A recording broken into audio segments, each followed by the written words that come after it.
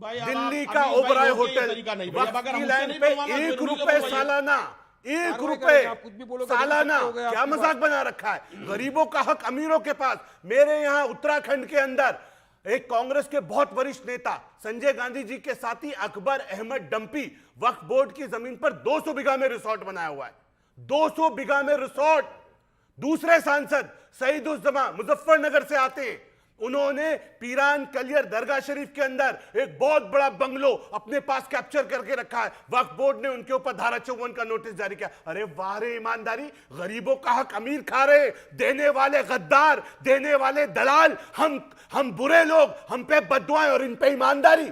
लानत है ऐसे मुसलमानों पे जो वक्फ को, इस वक्फ बिल को अच्छा बताते हैं, सामने वक्फ की जमीनें लूट रहे हैं, खुद लुटवा रहे हैं, अपने बच्चे को सदके ज़कात खैरात का पैसा खिला रहे हैं और अपने आप को ईमानदार बन के दिखा रहे हैं। बेवकूफ समझाए देश के मुसलमानों को, कह रहे शाहीन बाग बना देंगे, मुसलमानों को उकसा रहे हो, सत्ता देश को जला के सत्ता तक जाने का रास्ता ढूंढते हो।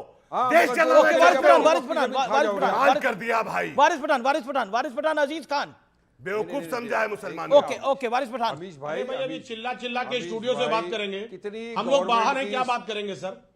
स्टूडियो में बैठ के ये बात कर रहे हैं। नहीं, आप भी बोल सकते हैं, फिर क्या फायदा? अरे स्टूडियो में एक ही माइक है, उनके पास 4 माइक नहीं। सत्ता सर, सत्ता भी आएगी सर, ऐसा नहीं है, बहुत ओवर कॉन्फिडेंस मुनासिब नहीं है। सुनिए सर, जो दिन में मैं कह रहा हूं मुसलमान मालूम है ख्वाबों की हकीकत यारो, दिल को बहलाने के लिए ख्याल अच्छा है। देखिए मुंगेरी लाल के हसीन सपने। ओके एक सेकंड सर, अब आप शांत हो। अजीज खान, हो गया आपकी, आप बोल चुके, अब आप बोल चुके ना, हो गई बात आपकी। सुनिए मेरी बात, हमदर्दी की बात कर रहे हो, एक भी कैबिनेट मिनिस्टर नहीं, कैबिनेट का फैसला आ रहा है बीजेपी में। बड़ी कैबिनेट की बात कर रहे हो, बड़े मुसलमान हमदर्दी की बात कर रहे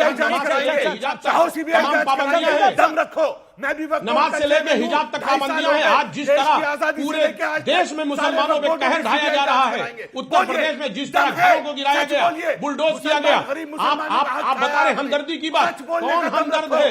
इस बात को समझिए, ये चिल्लाने से हमदर्दी नहीं होगी। आप स्टूडियो में बैठ के हल्ला कर रहे हैं, इससे हमदर्दी नहीं जाहिर होती है। शदाब साहब एक सेकंड, क्या आप सीबीआई इंक्वायरी के लिए तैयार हैं अजीज खान?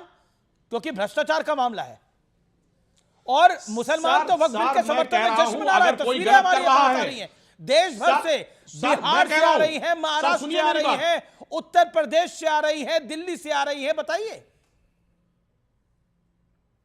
सर। मैं कह रहा हूं अगर कहीं भ्रष्टाचार हो रहा है, बिल्कुल जांच होनी चाहिए, उनके खिलाफ कार्रवाई होनी चाहिए। ये सिर्फ कार्रवाई नहीं, अगर कोई वाकई में गलत काम कर रहा है, अगर गलत काम कर रहा है, इसका मतलब ये नहीं है कि पूरा बिल गलत है। अगर गलत कोई कर रहा है उसको सजा मिलनी चाहिए। मैं जानना चाह रहा हूं, मर्सिडीज गाड़ी बेहतरीन होती है, अगर उसका चालक ठीक नहीं है, इसका मतलब मर्सिडीज गाड़ी गलत नहीं है। ओके, मैं सीधा रुख करता हूं, मैं गौरव गोगोई को कोट करता हूं। गौरव, लेकिन एक इंटरेस्टिंग बात सामने आई है, 6:50 पर संसद के अंदर कुछ बड़ा हुआ है, और क्या बड़ा हुआ है मैं आपको बता देता हूं। अखिलेश यादव ने कहा कि योगी जी के बारे में आप कुछ कहेंगे, तो गृह मंत्री अमित शाह ने जवाब दिया योगी आदित्यनाथ में, हां वो भी रिपीट होंगे 2027 के अंदर, योगी रिपीट होंगे, यह सीधे तौर पर गृह मंत्री अमित शाह ने कहा। अखिलेश यादव ने जब यह बात बोली तो गृह मंत्री अमित शाह ने इसका जवाब दिया, ओके योगी रिपीट होंगे।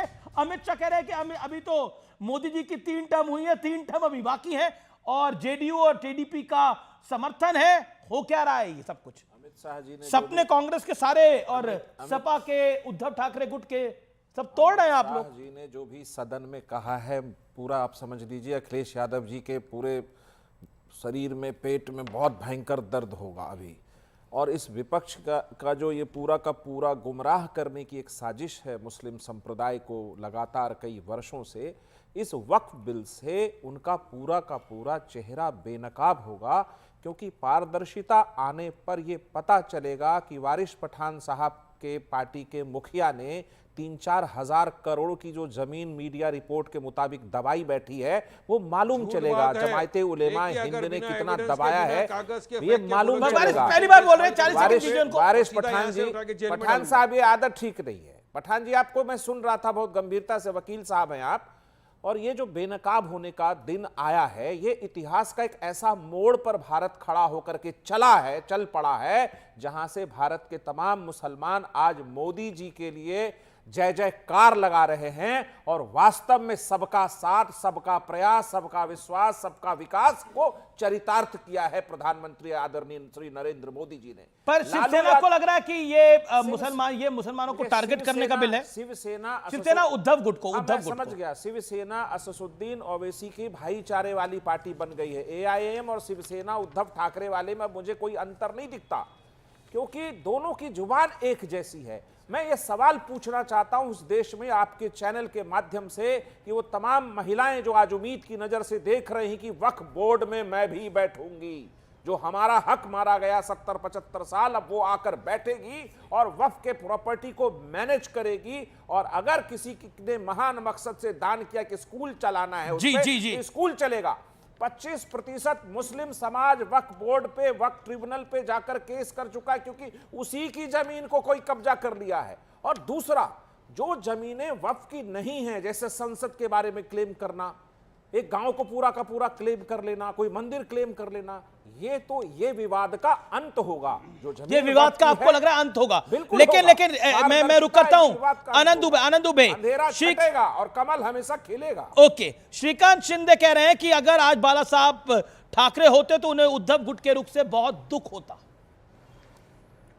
सेकुलर बनने के चक्कर में आपने अपना एजेंडा ही बदल दिया। आनंद दुबे, दुख होता, इन लोगों को घर से बाहर कर देते उद्धव ठाकरे को, बाल साहब ठाकरे होते तो कान पकड़ के मातोश्री से बाहर फेंक देते। और ये अभय दुबे दिखते नहीं कहीं, अगर बाल साहब ठाकरे होते आज तो शिवसेना की ये दुर्गति नहीं होती। ये भारत के लिए बने थे। आनंद दुबे, ये वो आनंद दुबे जी, सॉरी, मैं हो गया इनका हो गया प्रवचन हुआ इनका। आप तो प्रभु भजन गाते, हम करते प्रवचन। मतलब हम राजनीति पे बोले तो प्रवचन और आप बोले तो बहुत ज्ञान का वचन। वाह। ओके, आनंद दुबे जी, हो गया इनका हुआ। इनको पानी पिलाओ। आप बोलूं मैं? कान पकड़ के बाला साहब निकालते तो पक्का है। आज हिंदू हृदय सम्राट बाला साहब ठाकरे जी अगर होते तो कहते कि हिंदुत्व की बात करने वाले लोग कब मुसलमानों के रहनुमा बन गए पता ही नहीं चला।